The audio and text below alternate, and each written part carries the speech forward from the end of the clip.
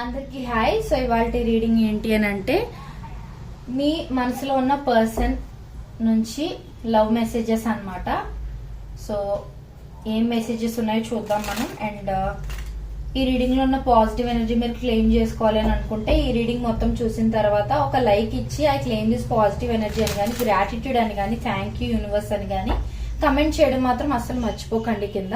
మీరు అలా చేయడం వల్ల ఈ వీడియోలో ఉన్న పాజిటివ్ ఎనర్జీ మొత్తం మీరు త్వరగా రిసీవ్ చేసుకోగలుగుతారు అనమాట.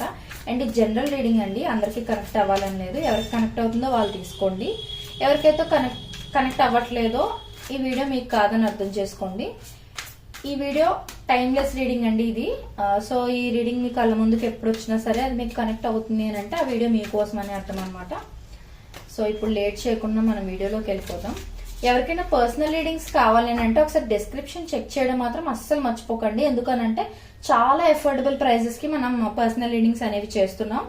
అండ్ నాకు చాలా మంచి ఫీడ్బ్యాక్ కూడా వస్తుందండి. ఆల్రెడీ పర్సనల్ రీడింగ్స్ తీసుకున్న వాళ్ళ దగ్గర నుంచి వాట్సాప్ లో నాకు పర్సనల్ గా ఫీడ్బ్యాక్ ఇస్తున్నారు, నేను చెప్పిన టైంకి జరుగుతున్నాయని. ఇంకా చాలా ఫీడ్బ్యాక్స్ వచ్చినాయి.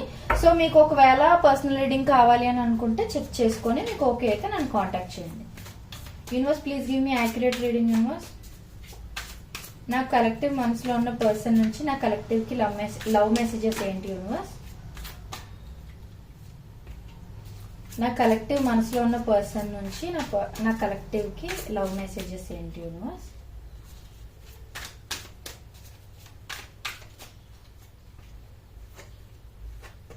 ఒక్కొక్కటి తీరుతాము.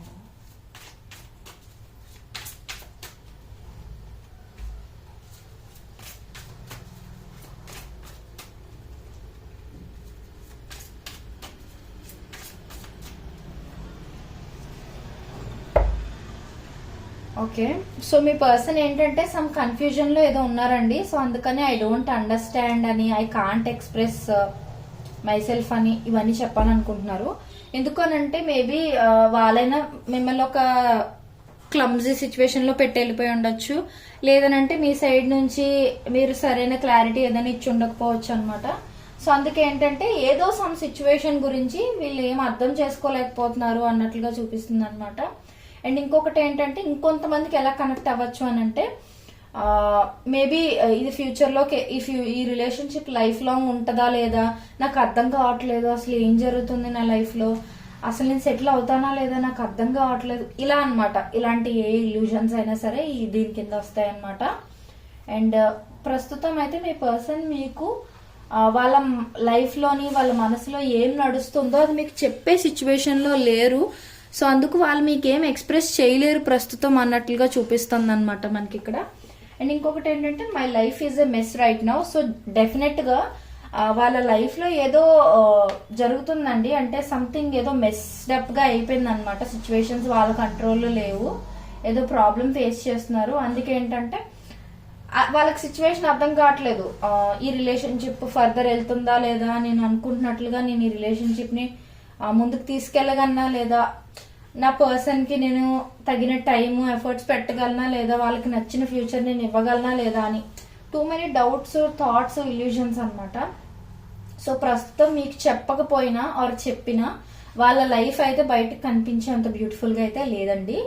లోపల వాళ్ళు చాలా సఫర్ అవుతున్నారు. ఫినాన్షియల్ ప్రాబ్లమ్స్ అయినా అవ్వచ్చు, లేకపోతే ఫ్యామిలీ ప్రాబ్లమ్స్ అయినా, గొడవలైనా, పేరెంట్స్ మధ్య గొడవలైనా, ఇలాంటివి ఏవైనా జరగచ్చు.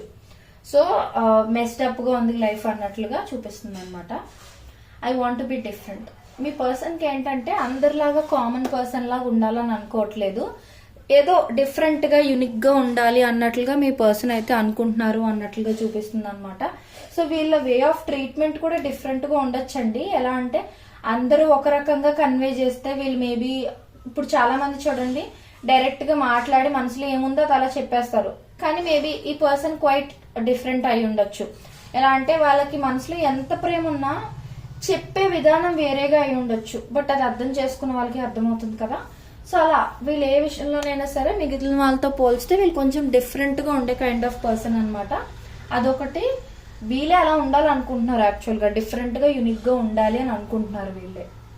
ఆర్ ప్రస్తుతం గానీ మీకు నచ్చినట్లుగా మీ పర్సన్ లేకపోతే, ఆర్ వాళ్ళు ఉండే విధానం వాళ్ళకి నచ్చకపోతే వాళ్ళు మారాలి అని అనుకుంటున్నారు అనేది కూడా చూపిస్తుంది అనమాట. Painful memories. సో ఎయిదర్ మీ పర్సన్ కి పాస్ట్ మెమరీస్ ఏదైనా ఉండాలి, ఐ మీన్ పాస్ట్ లో ఏదైనా రిలేషన్షిప్ ఉండి ఫెయిల్ అవ్వటం, ఆ రిలేషన్షిప్ అదొక హార్ట్ బ్రేక్ గా వీళ్ళకి మిగిలిపోవడం, పెయిన్ఫుల్ మెమరీస్ ఉండటం, ఇలా ఏదైనా జరగచ్చు.